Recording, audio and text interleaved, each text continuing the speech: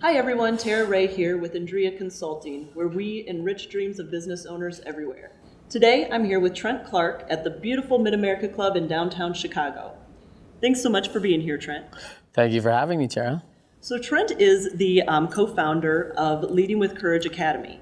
So tell me a little bit, Trent, about your background. I know it's a very extensive, very exciting background, and how you came about with Leading with Courage. Well, thanks, Tara. Yeah, my background's one of unique. I spent 13 years as a professional coach in baseball and at the Division I college level. So what was probably unique about that, had a real chance to work with world champions, the best in the world at something, and coach them up and see them achieve their highest potential, which I think was probably the greatest thing about coaching, is really seeing that individually. So I was blessed and got a chance to go to 3 World Series and 2 different organizations. So it was a lot of fun.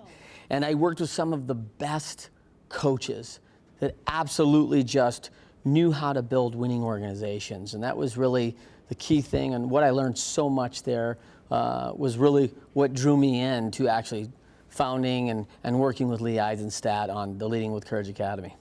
So would you like to throw out some of those names of some of those leading? Yeah, I was really lucky. I got to work with guys like Sparky Anderson from the famed Detroit Tigers and Cincinnati Reds, Nick Saban, of course, the famous Alabama football coach now. I was with him at Michigan State, Tom Izzo at Michigan State, Mike Scioscia, Joe Madden of the Chicago Cubs fame now. And so a lot of these gentlemen, they just shaped the way I got, a front row seat to how these men were coaching and building people up and leading, and how they were building champions and helping each individual really succeed where they're at, but yet really instill a humility in those individuals that even though they were looking to work to be their best, they still had that position of team first, others before me. And I think they really instilled that as leaders that modeled that, which was probably pretty unique.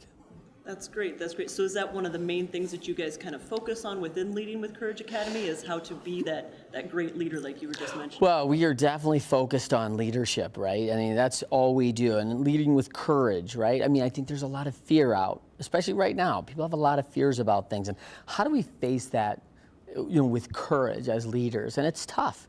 It's a tough world out there, and it's a tough challenge to be a leader. And that is definitely one of the things that we really pride ourselves as giving individuals assessments and tools of how they can be the best leader right where they're sitting. They don't have to be the president of their organization. They don't have to be, gunning for the chairman of the board.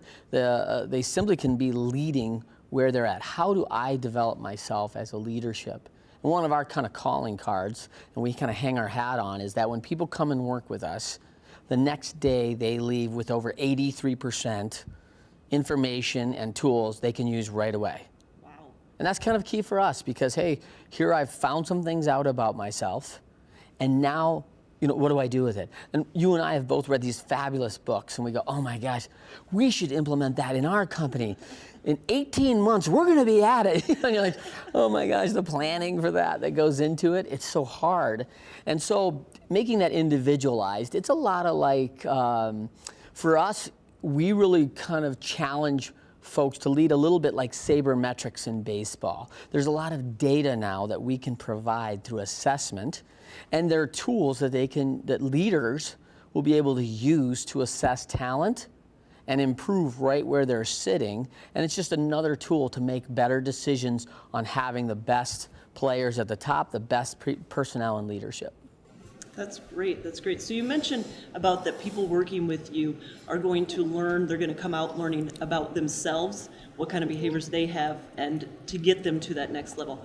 What do you mean by that? What are some of the core things that you're going to deep dive into those? Yeah, so let's talk about some of the tools, right? Some of the tools that we use. Some of the tools that we use are like the DISC. We work with Everything DISC from Wiley & Sons, which is a now 200+ old company, and we partner with them.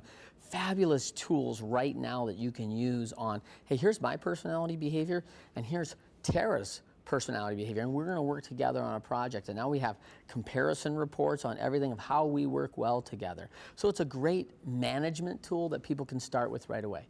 The other thing that's probably foundational to our book, Lee Eisenstadt, my co-founder, wrote a book called Being a Leader with Courage. Studied with 30 CEOs and leaders of organizations on, hey, what those kind of tools that were really guiding them in leadership. The big statistic that was really out there was that 40 to 50% of leaders in organizations don't make it 18 months. Wow. Staggering, right? Wow. So now, out of this book came an assessment now that we can do testing the 9 behaviors of leadership. And that's really critical for us to understand, hey, I'm pretty good at leadership and showing these behaviors and modeling those behaviors in my organization for most of them. But we're not good at everything. We have some blind spots. So it often shows the leaders, hey, I have some blind spots in this. And what's great is that it's okay to have blind spots. I've got areas I can work on. It also shows me my strengths, probably why I became a leader and why I moved forward and got ahead and was put out front as team captain or whatever in the organization. And then, of course, the other side of this is as I can test my whole team, I know where I can go in my team for strengths. And when I'm not good at something, I have Tara on my team who is. So I say, hey, Tara, as my teammate, I'm really struggling with this area of, let's say, hanging on with to underperformers too long. As a coach, I have a tendency like, hey, their potential's going to shine through soon, right? And then everyone else in the organization is going, oh my gosh, we have to get rid of this. Yeah, like, I don't think the potential's coming, right?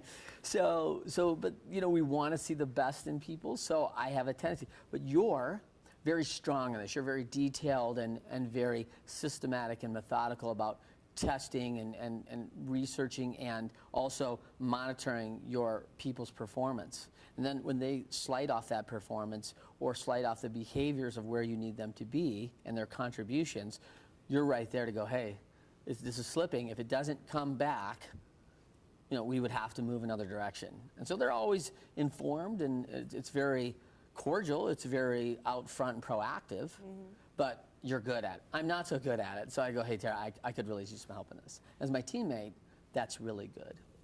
So do you think that is why that statistic is the way that it is because people aren't looking towards their team? They're not being a true leader? Or? I think one of the main reasons, well, there's a couple of main reasons why I really think it is.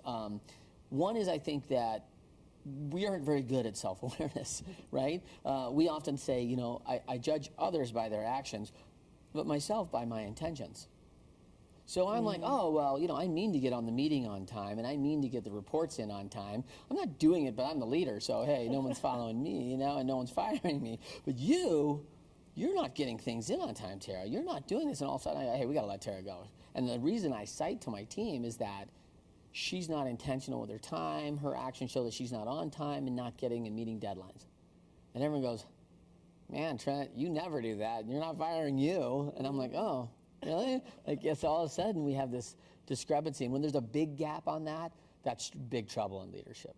We have to marry our actions with our intentions. And as leaders, that's a big deal. So that's probably one of the first ones that's really big. The second really big one that I see is that, if you were going to, I played 2 sports at a Division I school in college. Right? I practice to get a chance for a coach to say, hey, I want you on my team. Right? And so here we are in corporate, and we don't coach anybody up to leadership. We just go, well, I guess it's your turn. You've been here 15 years, whatever. Like, hey, how do you coach them up to ready to be managed and handle that position? So probably what I would lean into, like most people, is if I spent my 15 years and someone said, okay, it's your time to lead, I would go, all right, well, how am I going to do that? Well, I worked for Tara once, and I love the way she led. So I think I'm going to lead like Tara leads. And I might try to model that. Here's the challenge. I only see you in leadership positions maybe 15 or 20% of the time. I don't see you report to the board. I don't see you interact with the other leadership team. I don't see all those other things. So I really don't know how to do that when that comes. And so if people don't show those behaviors, it alienates people. It all of a sudden causes a misaligned organization. So there's a lot of things that have to happen there. Now you keep on mentioning these behaviors. Yeah. These 9 behaviors. Yes. So what is that? What are So there's 9 behaviors of leadership, and so the first one is culture, understanding the culture, and that's a behavior that people miss when they go into a new organization. What is the culture? You should understand that going in, and be very slow to understand that, not looking to say, hey, we need to do it different, because there's a lot of challenge with trying to change things before understanding what's the impact of that change. The second one is coming in with the answer. A lot of leaders, come in. I was guilty of this once upon a time. I was hired away from a championship organization that had been very successful, and an organization that was looking to rebuild. And I thought, well, of course, they hired me for my expertise and all my experience. And boy, I was really quick to show all the answers of what I had learned as a pretty still young guy, that I was really gung-ho to show them. And I don't think it went over well. I thought I was, probably not. So those were some of the answers that challenge. The other thing that leaders get is leaders can become isolated. Like, hey, I've got to know all the answers, and they start isolating themselves from people on an island, and all of a sudden they stop communicating with their folks and other leaders, and they become very isolated in that world. The other thing, another one is sticking with underperformers too long, which is one of our probably highest rated challenge of leaders. And in entrepreneurial systems, in corporate, whatever it is, we're loyal to people. We want to see people do well. It's a hard conversation. The entrepreneurs, they have some folks that they started with, and like, oh, well, Julianne was there when we started, and I love her, and then the organization's growing, and maybe we either have to reappropriate, we have to move people, but we have to figure that out. We don't, because it's like, she's always been there for me, so I'm there. Yeah, she's been very loyal to me. I have to be loyal to her too. Yeah, so how do we navigate that? Even though both of us may be unhappy, right? Like, she's might be like, I don't contribute like I used to contribute, and it's not going great for me anymore. And I'm thinking, oh my goodness, I could have someone in there who has other different skill sets that I need now that Julianne doesn't have. And it's okay. Like, can we reappropriate? But it's the challenge of it all, right? And then attempting to do too much is another one. Almost our number one. Almost our number one, right? I like to say, hey, listen, if your to-do list looks like a scroll, it's too much, right? We're all trying to just get it all done, and we've got so much on our plate. Big challenges with companies being blind to innovation.